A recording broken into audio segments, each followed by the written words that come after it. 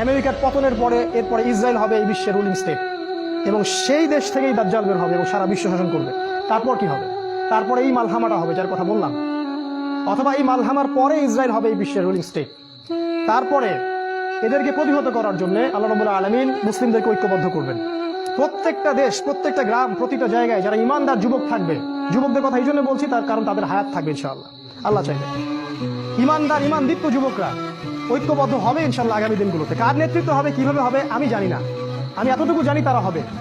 কারণ আল্লাহ রাব্বুল আলামিন তার নবীর মাধ্যমে জানিয়েছেন এই বাংলাদেশ বলেন, পাকিস্তান, আফগানিস্তান, এই পুরো জায়গাগুলো, ইন্ডিয়া, এই জায়গাগুলো থেকে যুবকদের অনেক কাফেলা আসবে এবং তারা ইমামুল মাহদির সাথে যুক্ত হবেন।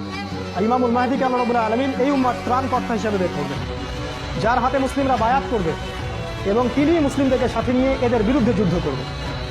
এবং এই যুদ্ধে প্রথম দিকে মুসলিমরা অনেক পরাজিত অবস্থায় থাকবে, অনেক মুসলিম মারা যাবে। আল্লাহ রাসূল বলেছেন 3 ভাগের 1 ভাগ মুসলিমই শহীদ হয়ে যাবে। আমরা দোয়া করি ওদের একজন যেন আমরা হতে পারি। 1 ভাগ মুসলিম যুদ্ধের ময়দান থেকে পালাই যাবে।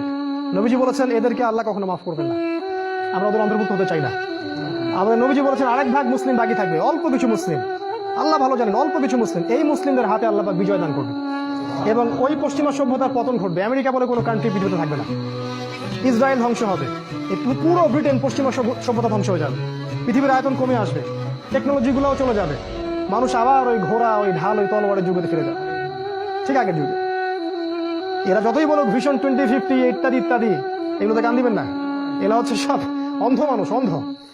এদের কাছে কোরআন সুন্নাহর জ্ঞান নাই, আমাদের কাছে চূড়ান্ত জ্ঞান আছে।